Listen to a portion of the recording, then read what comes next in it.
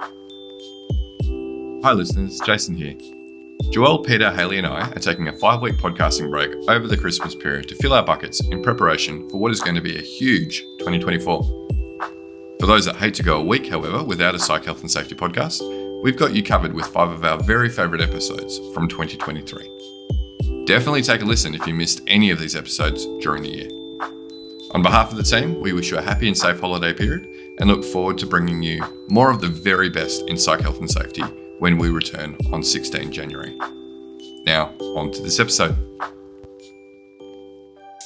From Flourish DX, this is the Psych, Health and Safety podcast. With workplace mental health becoming a safety prerogative, this is the source of information on psychological injury prevention and health promotion.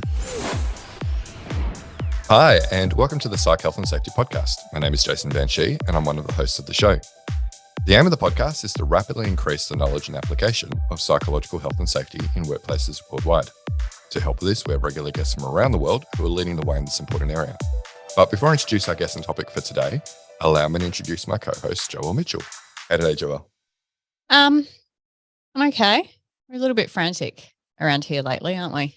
Yeah. You're doing a super secret project at the moment. I am. Yeah, so that's taking up quite a bit of time, and then there's just bunches of other stuff going on as well. So yeah, it's never a dull day in the PDX office. No, there never was, but for other reasons. So. Less time for hijinks now. I don't know. There's always time for hijinks. Yeah, there is. But did you see the improvements we made to the basketball ring? Well, yes, I did. I saw them as soon as I walked in. Yeah. And my very coherent statement was, "What that?" Yeah. So yeah, very articulate. For the listeners who aren't aware, there's a lot of competition. Lots. I don't engage in any of it. Just FYI. I was going to say that. I abstain. So everyone else all is the office competition. Very much into sports ball. Joelle, not so much, or at all. She's the opposite. Yeah. Josh isn't really into the sports ball either. Yeah, but he plays tennis. He from plays time tennis. To time. Yeah, but he doesn't engage in the basketball shooting competition that we have. No. Yeah. It is, just listeners, it is a mini hoop and a softball. So yeah, we're okay. Yeah, but I finally scored some points, got on the board yesterday. Oh, you did? Yeah, I was finally. happy with that. I was wondering how many times you guys were going to officially restart the official start date. Yeah, well, until I scored some points, I guess. Yeah, if they got too far ahead, I'd have to restart it. Mm. Yeah, but look, hey, it's all fun. Fun and games. Sure. Fun and games. What you get, except Joelle misses out because she's a Grinch. Anyway, I'd like to introduce our guest for today. She's a returning guest and has appeared on several of our podcasts and panel events. She's an advocate for employers in the design, implementation, and operation of Australia's national and state legislative frameworks governing WHS and workers' compensation, health policy, and emergency management. Should have taken more of a breath before trying to get through all that. Yeah.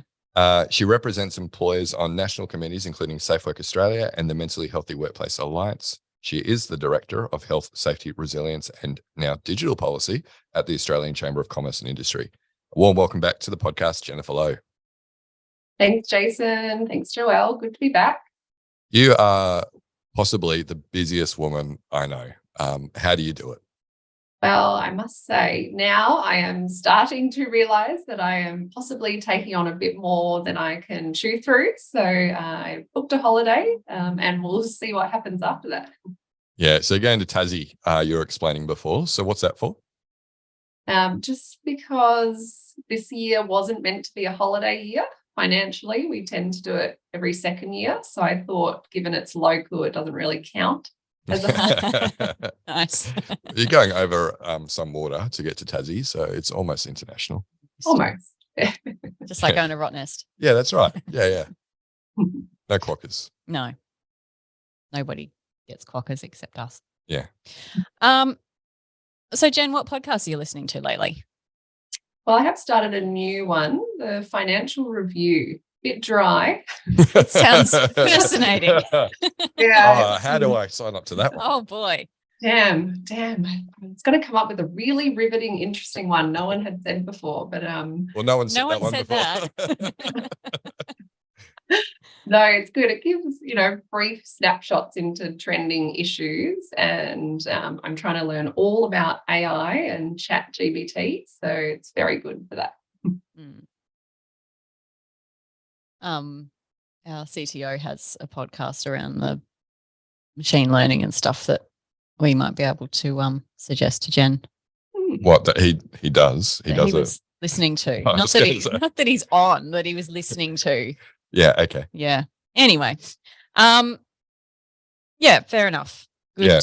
Good to use those resources to help you learn about a new area of work. Yeah, I found out our tech team's just invested in ChatGPT-4, so the paid version. So I'm interested to get in and check it out. And ask it nonsense questions and see what it comes up with. Yeah, that's what you use ChatGPT for, isn't Absolutely. it? Yeah. Absolutely. What else is it good for? Apparently It can't count. It can't count. No. No, we established that. No, but it's good for drafting birthday cards, condolences. Apparently, that is one of the ways a lot of people are using it. Condolences. Mm. Interesting. I will test it out on condolences. So what have you, just to let you know as well, your last episode, episode 101 is now number 3 of our most listened. So well done. Excellent. Let's try and get to number 1. Yeah, well, you got to take out some pretty tough contenders. You got to take out Burrows. You got to take out Burrows and us. Yeah. So good luck. I'll settle for 3. It's pretty good. Yeah, three's good. 3 is good. So other than rising up the ranks of our most listened episodes, what have you been up to since then? Well, a new federal government has kept me quite busy. So with the change to the Albanese government, it's just been all of the usual trying to figure out departments, ministerial portfolios, who's who in the zoo, anticipating what policies they're going to cover. So very much that side. Probably the only other big project that I'm excited about has been the Mentally Healthy Workplace Alliance. They finally launched the beta version of the platform, the National Workplace Initiative, and we've got a new National Work Health Safety Strategy. So a couple of big things. Yeah, well, those are very big things. So it's good to be excited about. Yeah. And all I've done is make myself a coffee this morning. Oh, and deliver. Well, I don't think that Jen did all that just this morning. Yeah. Maybe longer. Yeah. I'd hope I would have done more than that as well in a year, but we'll stick to the highlight. I'm sure that you have. Yeah. She's just such an overachiever.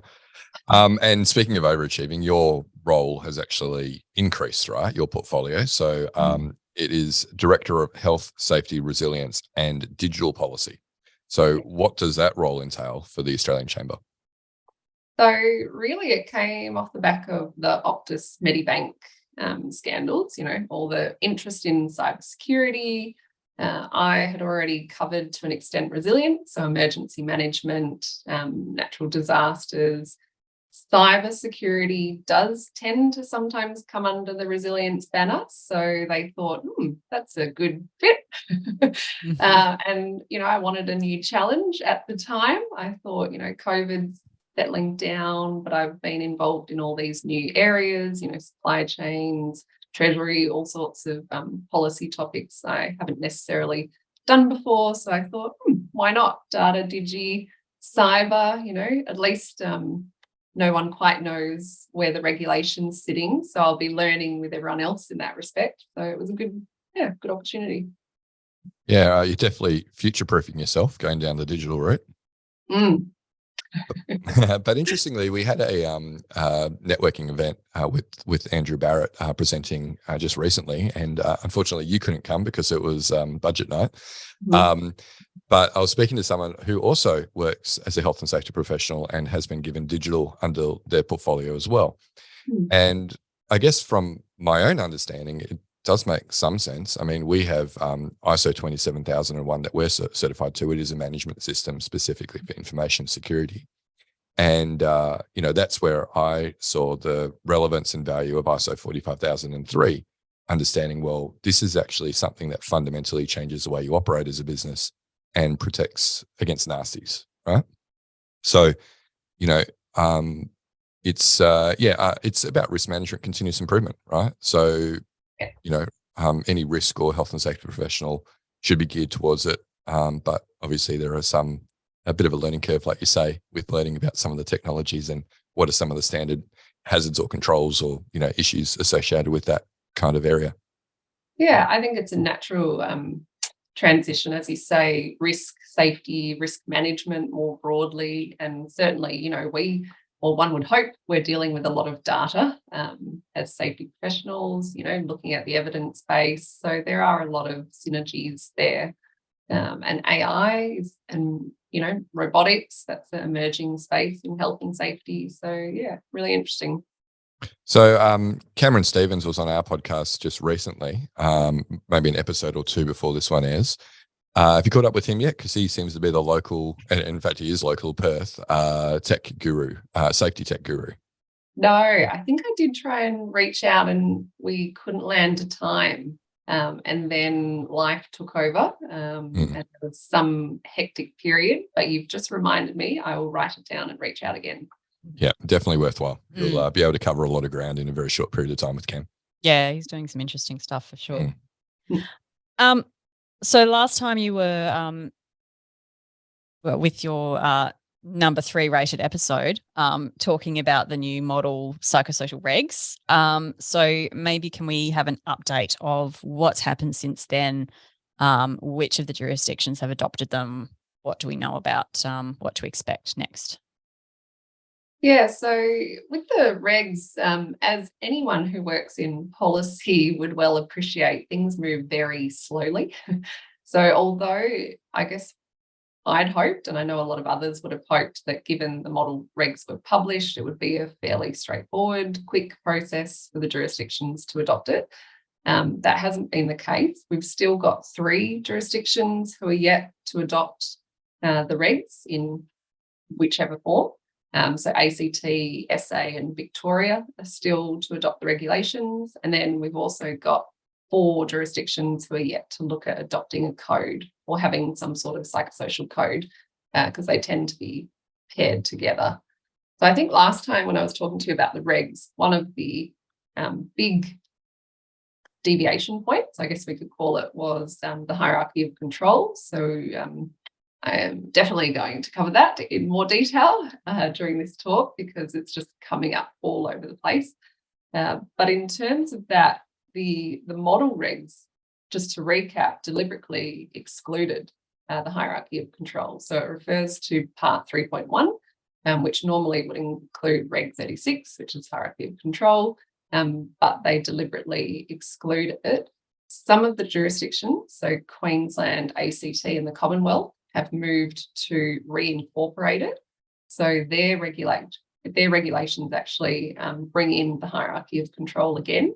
And so that's led to flow-on effects with their codes of practice.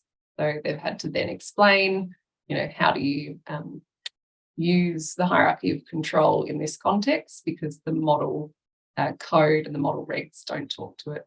So there's been a little bit of a deviation, slow going, but definitely by the end of the year, we should have all jurisdictions with regulations and code. Yeah, and that's an interesting one because really, regardless of whether the requirement to use the hierarchy is there or not, the goal is for organisations to engage in work redesign, right? And that's an elimination or a substitution control.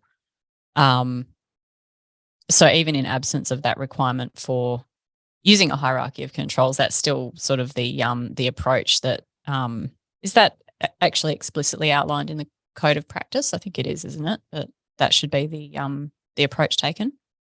So yeah, so they always talk generally to you should eliminate first, and then if not reasonably practicable, minimise. Some of them explicitly start to refer to use the highest controls, sometimes referring to the hierarchy specifically.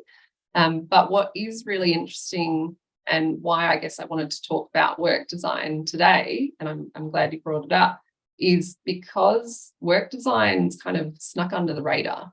And a lot of the jurisdictions and the debates have been so focused on the hierarchy as a way to explain it, that whole design concept, systems of work concept's been completely overlooked.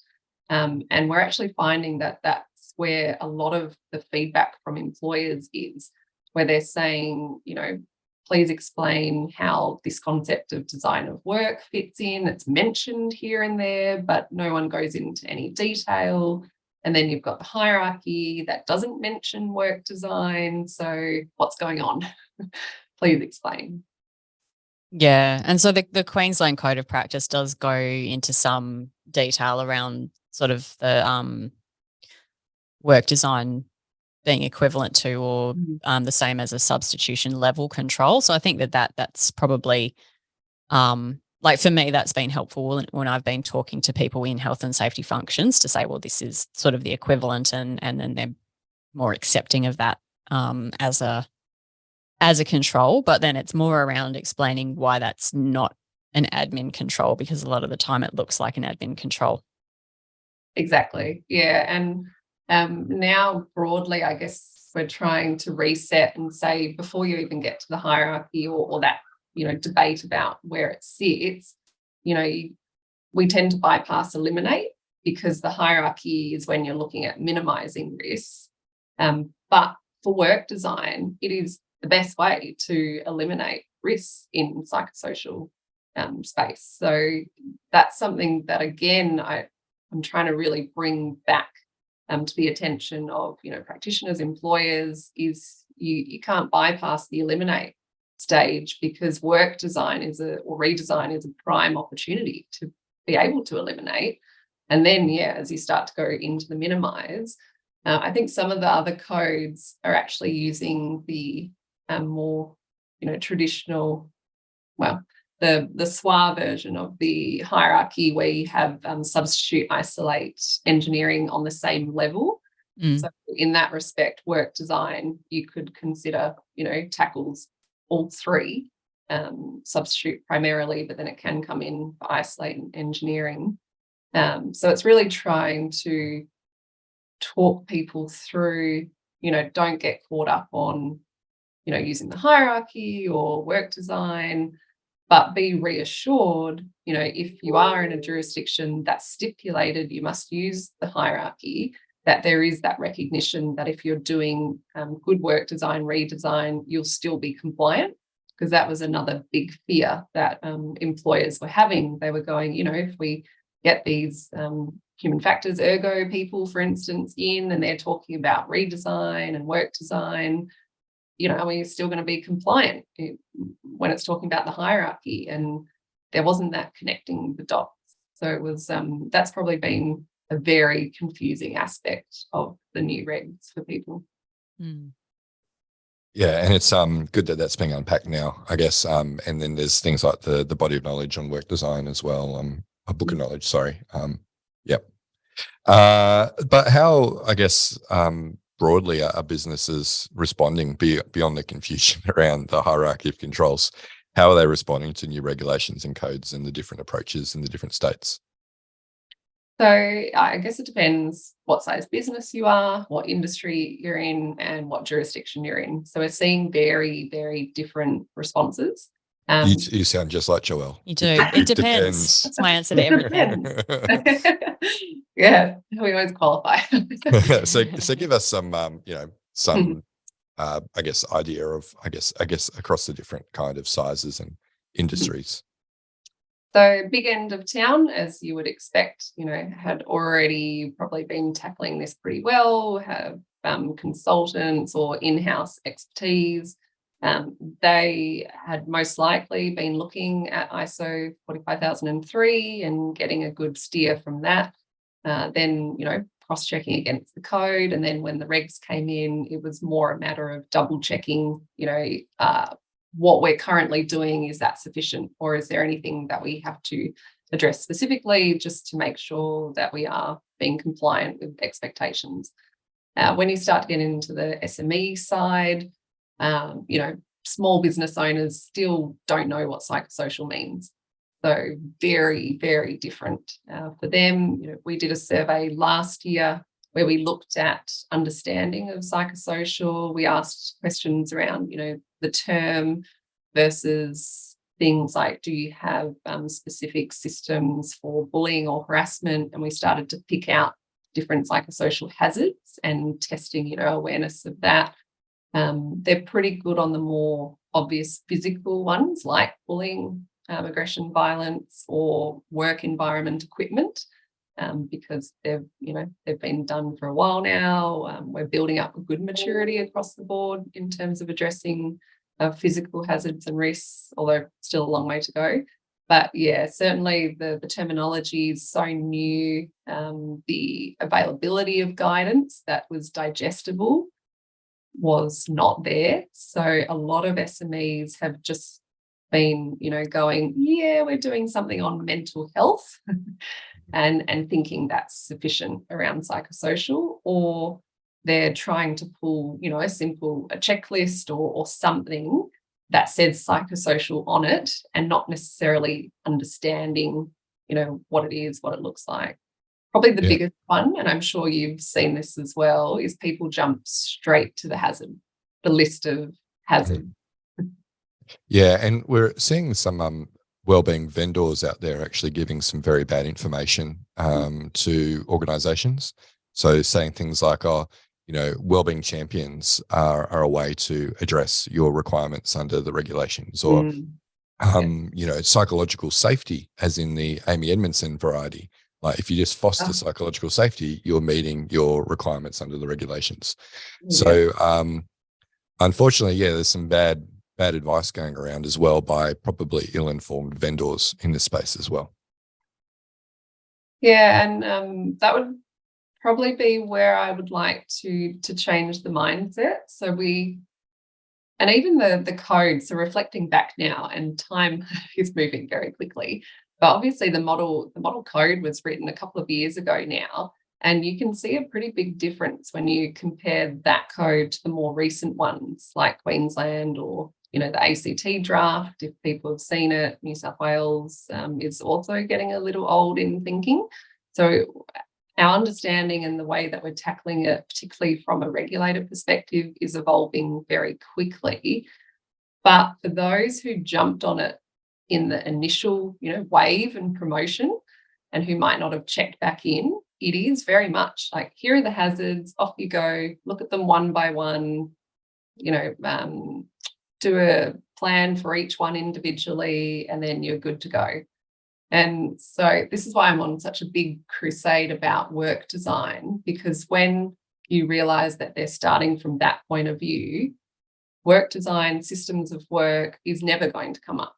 It's not going to be a part of their thinking or management of risk. So it's really trying to revert back and go, that was the initial stages, very, very simplified, easing people into it. And now we have to take a step back and look at, the whole system, the regs in its entirety, and then start to piece it together. Hi listeners, Jason here. We hope you're enjoying this latest podcast episode. Now, if you're like Joelle, Alicia and myself and enjoy learning from the best, then the Flourish DX Academy is for you.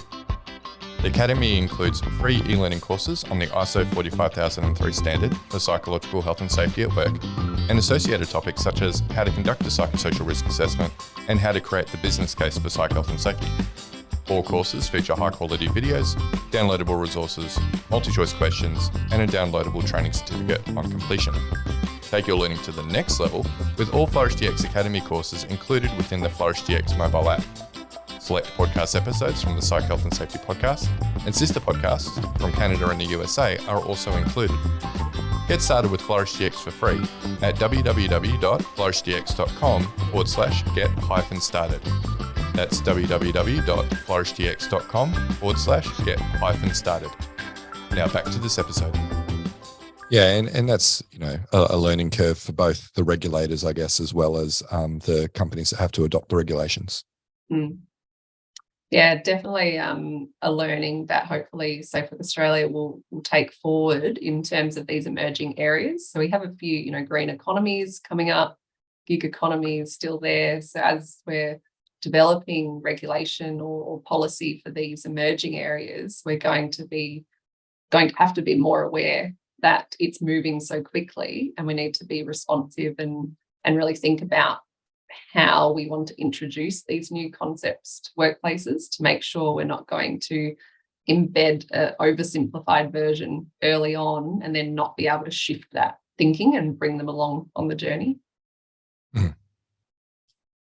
So let's get into work design a bit more then, since that's it's kind of almost the most critical element of how an organisation would go about implementing useful controls for psychosocial hazards. But as you say, it's an area that is, I guess, a source of confusion for most organisations out there.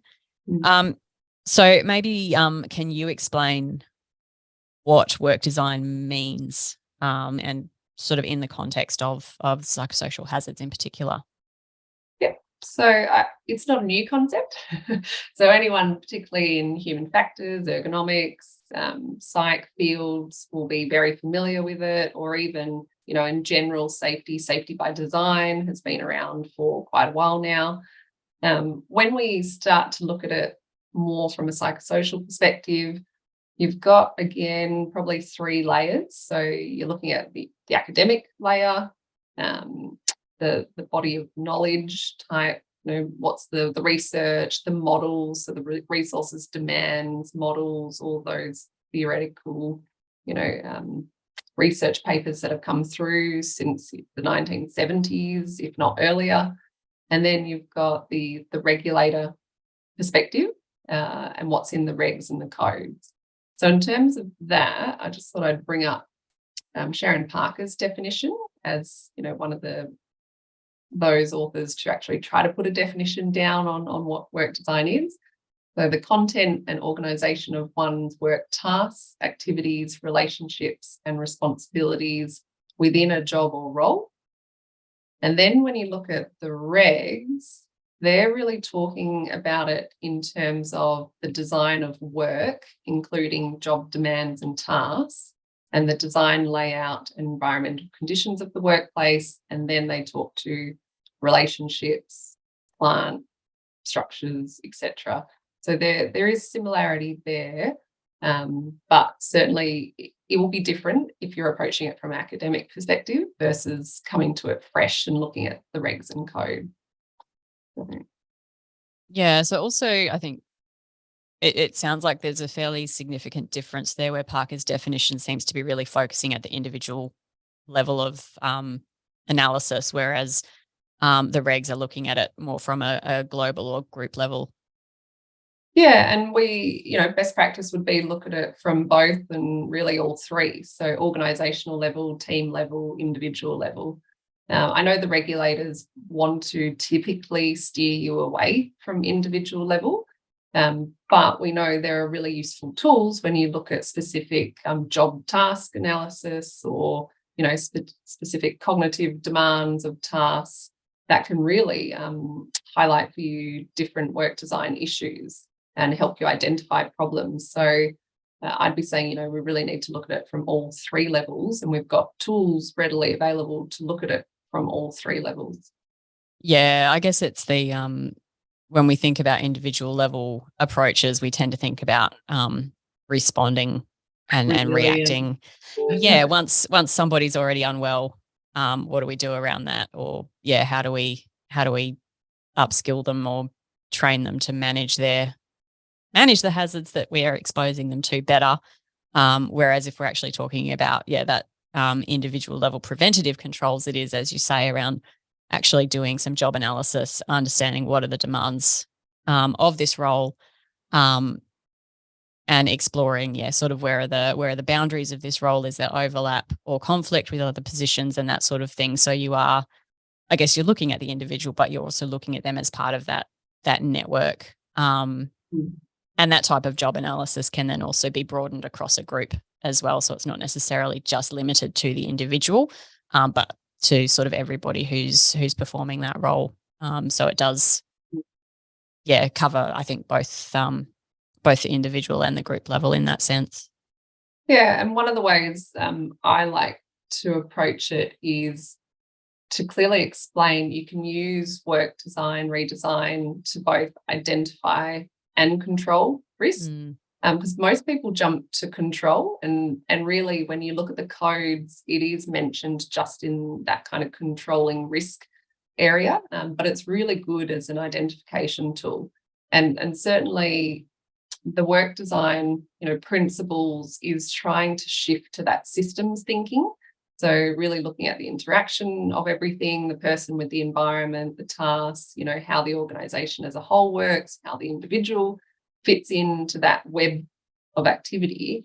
So if you're looking at it from an identifier point of view, or, a preventative versus a reactive, I guess, it doesn't really matter which way you look at it, but say we're looking at it from that perspective, when workplaces are looking at creating a new role, that's a perfect opportunity to focus straight in on that specific role, the job tasks, and properly design it from day one. And that's where it's a really good example of eliminating the risk before it's even present. Hey, Jen, I'm interested in your thoughts. Is increasing remuneration a sufficient hazard control? Because the reason I bring it up is I was having a conversation with someone from a school yesterday, and they said, "Oh, look, there's what if we've got someone who, and this is an actual case where they've got someone who has been delivering curriculum as a teacher. They've taken on now additional leadership responsibilities, so they've got a pay increase to recognize that, but they still have to deliver curriculum, so it's additional responsibilities, additional workload, and they've also got professional development activities that they're doing on top of that. So they're having to come in at 6 a.m., to do that before school starts. And the way they're countering that is going, well, you're getting paid more, so you can put up with more. So is that a sufficient way to design work to prevent harm? No. So this is the common mistake we see. And again, I think it stems down to they're looking at the hazards in isolation, or they're going, oh yeah, reward and recognition. That's, tick. We've addressed that problem. Psychosocial hazards very, very rarely, if ever, operate in isolation. So you'll always have, 2 or 3 different hazards working against each other to result in a situation.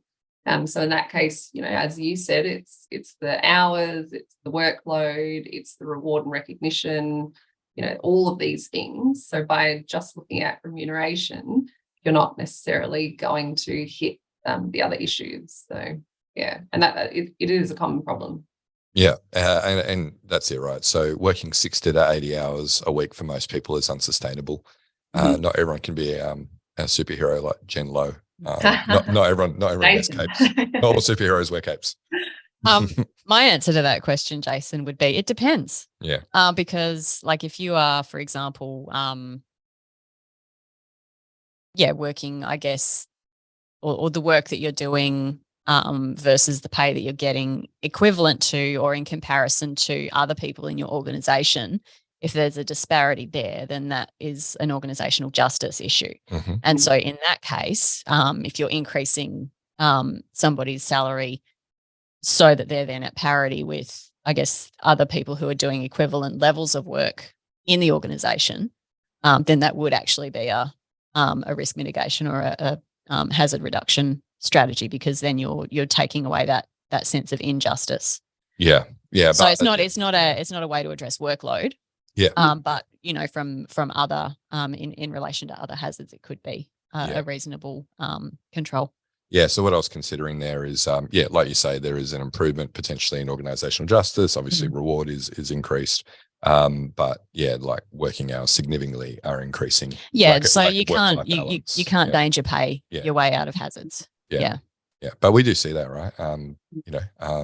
Same in banking, and the unions are obviously going to town on some banks at the moment regarding what are reasonable additional working hours. 80 hours a week probably is not, Well, finance law was the other one that was a couple of years ago now. I think that one first sort of started being scrutinised and found that graduate lawyers were actually earning under the minimum wage when it was looking at the actual hours that they were working. That's in terms of working hours and workload, it's definitely not just a increase people's pay and they can cope with it. Yeah, for Jen's benefit, we won't ask her to comment on some of these things. I might divert back to workloads, because that is the biggest one that's often underlooked, I think, because the organisations tend to go, oh, well, we can't hire more people, we have the work that we do, and everyone's just going to have to cope, or we'll figure it out. And then that's it. That's the end of the discussion. So with psychosocial hazards, and particularly work design, it is a really good tool to address work demands, low or high. It's something that is so often overlooked, and it could, result in all sorts of improvements that don't equal, more people. So I'd say that's one of, again, the areas that we want to try and push out, to say where there are issues with work demands, that's a great opportunity to start to look at, the job task.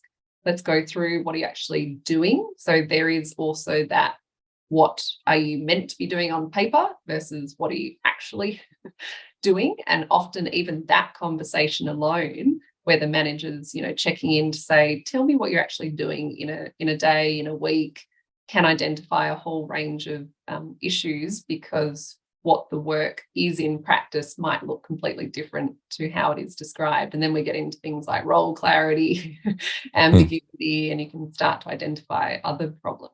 So yeah, and in that that task analysis or job analysis, there's also the opportunity there to say, well, what are the things that you're doing that don't necessarily need to be done by your role? Can we take those tasks away from you and allocate them to somebody else? Or is it sort of redundant work that multiple people are kind of, everybody's attending this meeting, that not everybody actually needs to be at the meeting? Maybe they just need to get the decisions arising out of the meeting, or those types of things. So there's definite opportunity to identify, I guess, what we could call bloatware, if we wanted to use a digital analogy.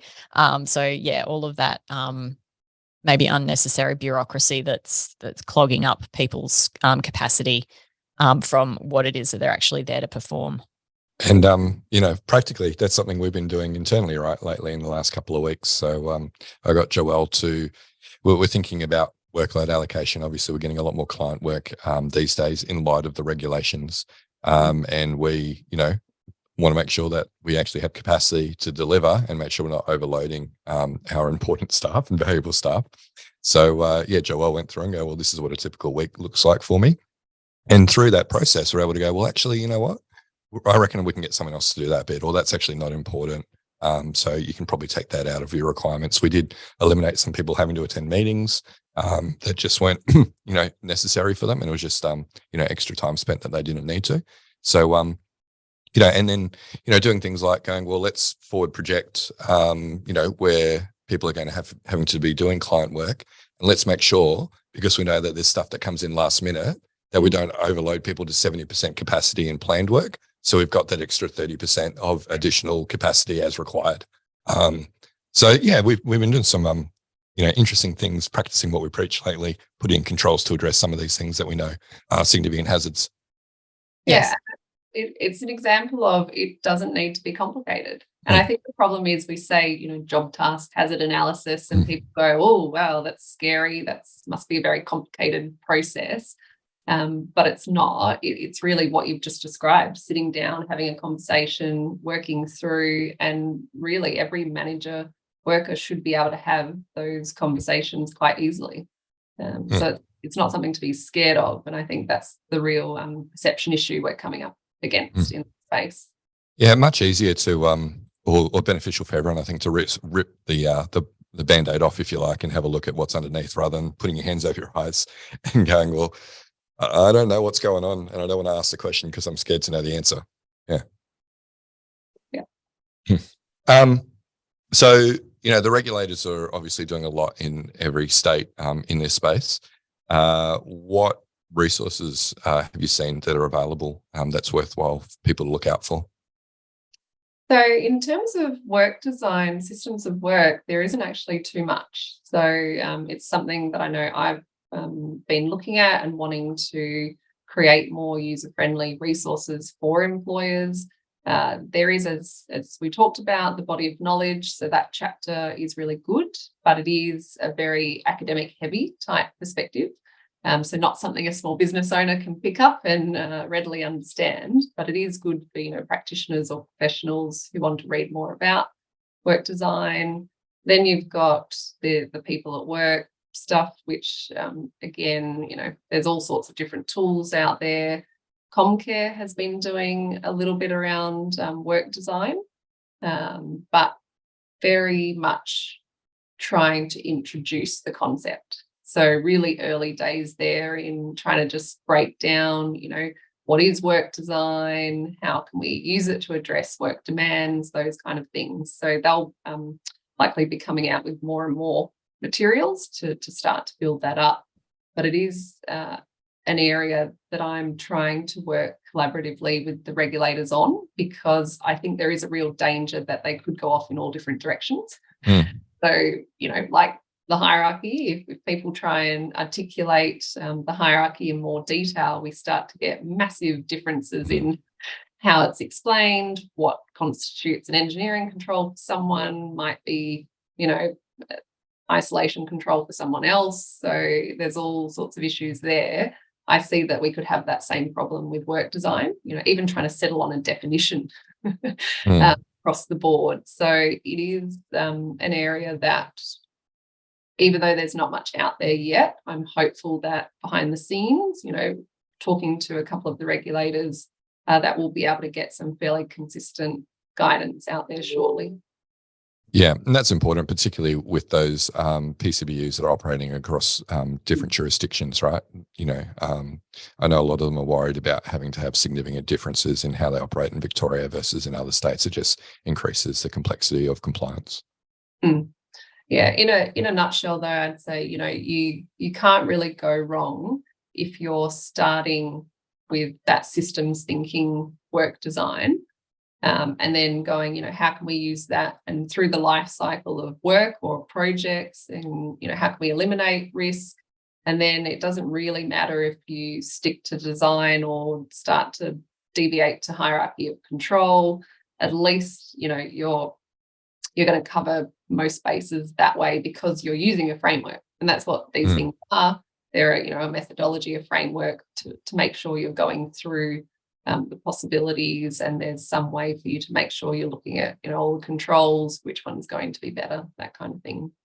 Yeah, and that's definitely the I guess advice we've been giving to companies attending webinars that we've been running. Like, these are your high level workplace health and safety requirements to do with psychosocial hazards. There will be like nuances, but if you stick to these things, like you say, you're 99% of the way there. Yeah, just don't go well-being, yoga, EAP. Stay away. Yeah, please do. Anything else to add, Joelle? I'm good, Jason. Wow. Okay. All right. Well, that brings us close to the end of the discussion. Now, we asked the same question of all of our guests towards this point of the podcast. I can't remember how you answered it last time. But if you were to think into the future for your hopes around what workplace mental health might look like, what are your hopes for the future, Jen? I'd probably say that there's a better general understanding, and that every person, whether they're a manager or a worker, has some sort of go-to. So if a conversation arises about anxiety versus a conversation about stress or work demands, that people will be able to be consciously recognizing that there's something here that they might need to deal with, and have some sort of awareness about where to go for that first step to help, or how to report it, how to look into it, that kind of thing. So I don't think we're there yet. I think there's still a lot of people who are oblivious to it being a work-related issue and just think of it as a personal problem still, or don't want to get involved. So I think that would be a really good step for us if we can get to that stage. Yeah. So, if we get you on in the next year, hopefully we're, closer towards that goal. But I think that's attainable. Yeah. So any parting words of advice for listeners, Jen, maybe around the work design topic that we've been talking about? Read as much as you can. So I definitely recommend any safety practitioner should familiarize themselves with safety by design principles, work design, and try to think how they can better apply that to their everyday work. Because design's just fallen by the wayside. And it does surprise me how very few times, I guess, it's ever mentioned by safety and health practitioners at present. So, Yeah, no, we do get, obviously a lot of people, they get caught up in the individual level interventions rather than thinking systems Yeah. And that's just that anchoring that's come through the public health model. So we are working to overcome that. Yes, one episode at a time. Well, Jen, always amazing having you on the podcast. This will hopefully get to number 4 on the all-time downloads soon enough. I think it's been, again, very valuable discussion with you. And I think how you articulate things so clearly is amazing. And I think all the regulators and all the other bodies that you contribute to are the better for having you contribute. So thanks again for joining us on the podcast and sharing. No, thank you. Always a pleasure to chat. Awesome. All right, listeners, that brings us to the end of this episode. So remember, we do video these things when we have our conversations with our guests, and you can check out all those videos as well as short clips on the Flourish DX YouTube page. Speaking of short clips, we also put them on the Flourish DX LinkedIn page weekly, so do check them out. And while you're over on LinkedIn, you'll be able to connect with Joelle and myself if you want to continue the conversation over there. And Jen, I see on LinkedIn from time to time, promoting some of the important work that she's doing. So feel free to reach out to her as well. So thanks again, listeners. We'll catch you next episode.